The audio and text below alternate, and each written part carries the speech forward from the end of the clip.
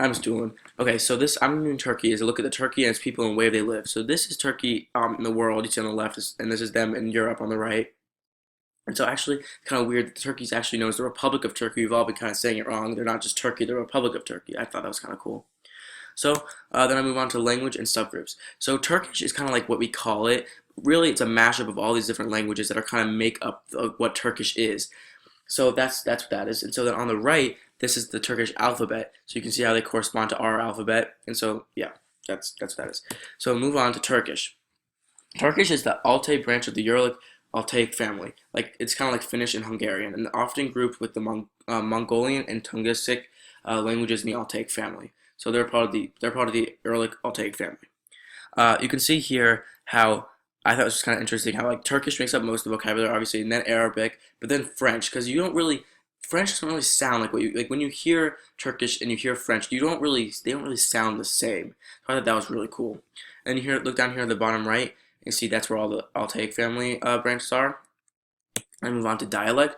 The two major groups are the East and the West. The West is condensed just to like Turkey. The East is pretty much everywhere else, and that's just because there's so many different countries outside of like Turkey, and when they speak it, since it's so separate because they're different countries, they just kind of develop more different dialects. So in the West is it's actually just Danubian is the only present Western Turkish dialect, and also there's a little Istanbul one, but it's not that big. And then there's in the east though there's Eskişehir, Razgrad, Dinlir, Rumelian, Karmenli, Enderni, Gaziantep, and Urfa, just to name a couple of the eastern ones. And that's just because of the separation of the different countries. It just kind of developed more dialects in the eastern parts or eastern area.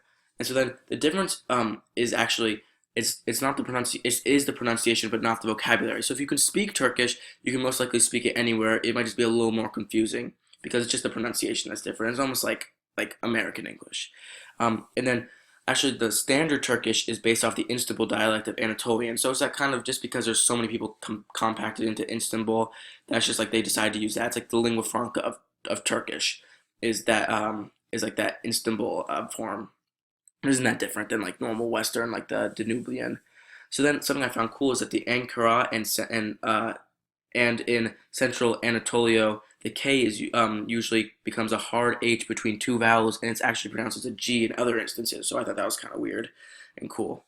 So then skip to a diffusion of Turkish, and so Turkish is stretched in a large area from today's Mongolia to the northern coast of the Black Sea and much further on, and what they have that's mainly due to the like Ottoman Empire because the Ottoman Empire spoke mainly Turkish. It was really big. So after the fall of the empire, many of these countries still spoke Turkish. For example, Bulgaria, Uzbekistan, Kazakhstan, Kyrgyzstan, Tajikistan, and a couple more. And so that really helped with the diffusion of Turkish to spread around. And so some aspects of Turkish is that there's vowel harmony. There's no genders, which is like English. Adjectives come before the nouns, which is like English, and verbs come at the end of sentences, which I thought was really, really weird because like I've never seen a sentence where the verb comes at the end of the sentence. You don't really know what's happening until the end, you know. So then I'm gonna move on to time periods of Turkish. So on the left is that in that blue writing is old Anatolian Turkish. That was between the 13th and 15th century. That was really the first wave of Turkish where it first started, and so that's like the basic form. And then you moved into Ottoman Turkish, which is when the Ottoman Empire ruled, which is from the 16th to the 19th century. So that's more modernized. You can see that on the right side with the this picture is basically the same as what I showed you earlier, just because the new form, which is called 20th century Turkish, which is from the 20th century to now, is basically just a modified form of Ottoman Turkish. It's the same alphabet. It's basically just different in the way that it adds new words like internet and selfie. It's just like more modern words that you would only find like from 20th century on. So it's really a lot of the same stuff.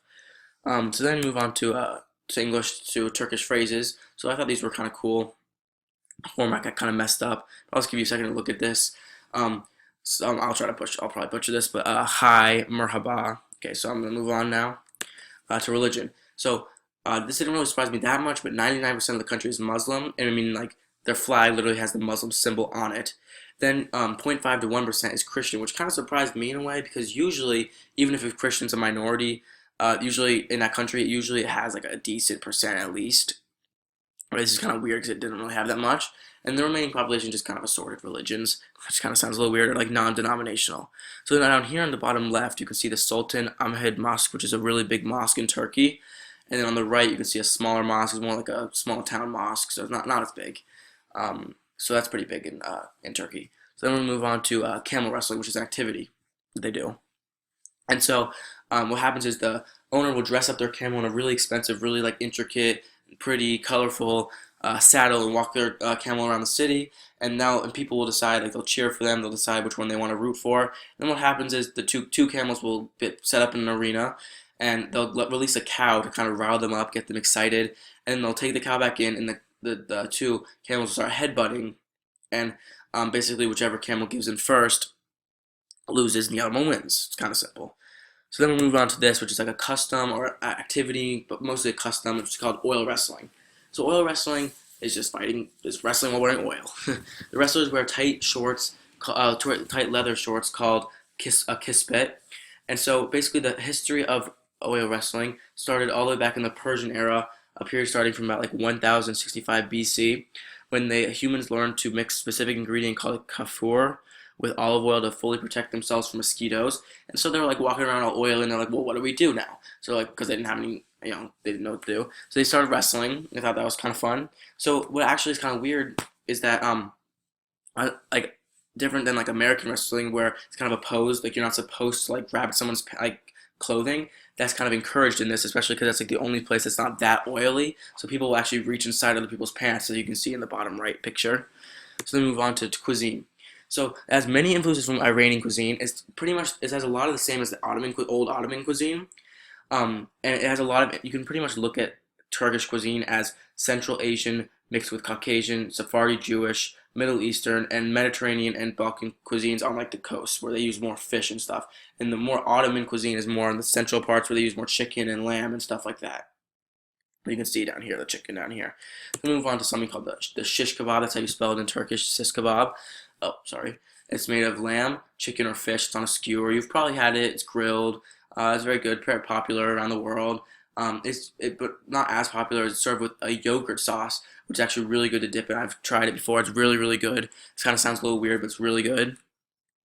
So I'm going to move on to the pilaf, which is spelled like a pilav in Turkish. And it's a buttery rice dish. Sounds exactly what it is. It's a buttery rice dish. And it's cooked in a seasonal cooked in a seasonal broth, which kind of makes the taste vary based off like what time of year it is. And it's cooked with these onions you can kind of see in the pictures around here. And it may be brown in color, so it's kind of like the fried rice of Turkey. So then I'm going to move on to Turkish music. And so Turkish music often has this instrument called a saz, which is just a guitar. It's a long neck lute guitar.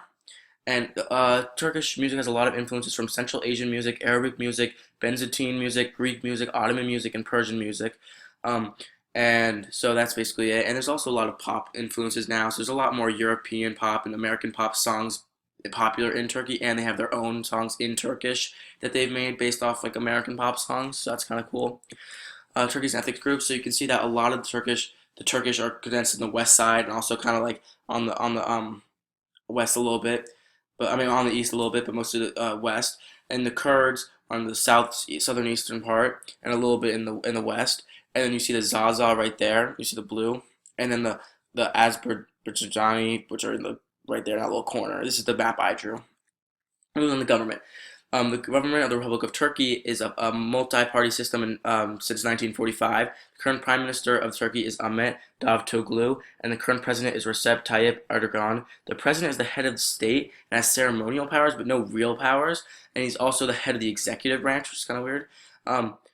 And the Prime Minister has actual power in the government, and he's head of the multi-party system, or he or she.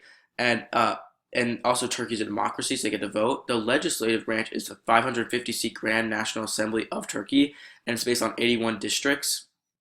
The judicial branch has no real head or person in charge. Instead, it's a highly structured court system where judges make decisions based off evidence presented by lawyers. So there's really no what's it called?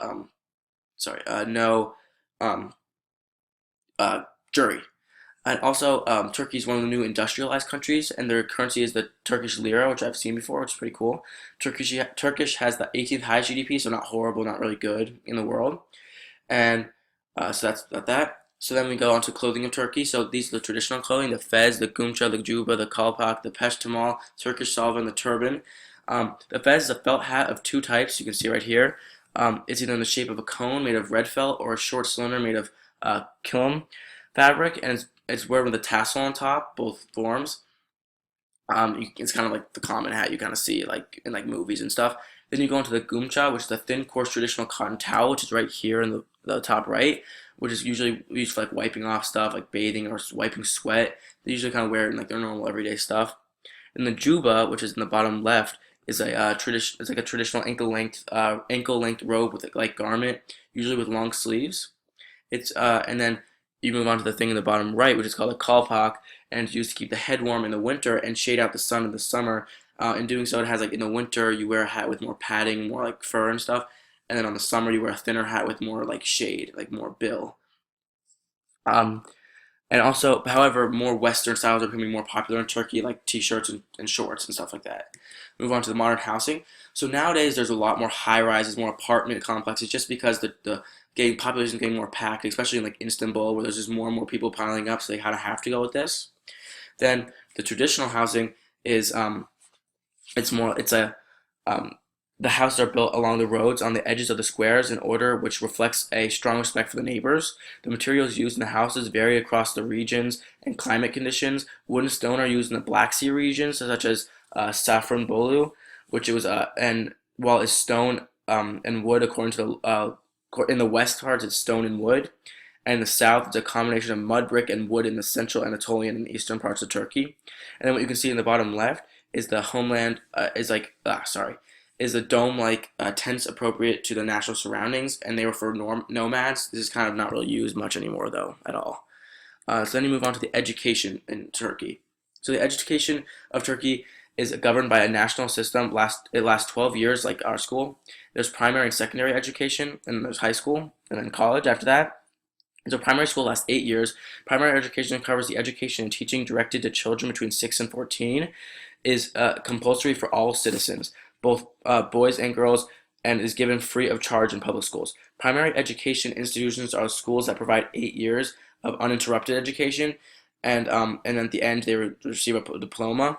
And for the first 4 years, they learn Turkish, maths, Hayat Bilgisi, meaning life knowledge, and foreign language. And then later they start learning more like science and social studies type things.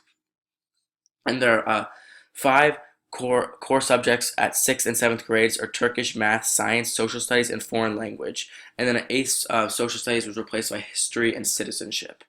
So they're kind of big on like citizenship and life skills. So then we're going to move on to holidays of Turkey. So one big one is Ramazan Bayramı, which is a 3-day festival. That's like in the top left, where they eat candy and sweets and stuff like that to celebrate the end of the fast of Ramadan month, also known as Sakur or sweets. Um, yeah, so since it is customary to offer candies to family members, most like family members will meet together. So that's what you kind of see at the left side. And on the right side is the Kurban Bayramı, which is a 4-day festival, which is actually a 4-day festival where they sacrifice sheep or cow, and so like they're slaughtered and their meat is distributed to the poor. So this is kind of like a give back kind of thing. And so the dates of both these kind of change throughout the year just because it's based off a lunar calendar, kind of like the Jewish faith. So that's kind of cool how it kind of moves around. I'm not exactly, it kind of moves around a lot, and so it's cool how it works. So that's it. This is my bibliography if you want to take a look at that. So I'm done now. Thank you for listening to Doolin. Hope you enjoyed some of the cool facts of Turkey. Thank you.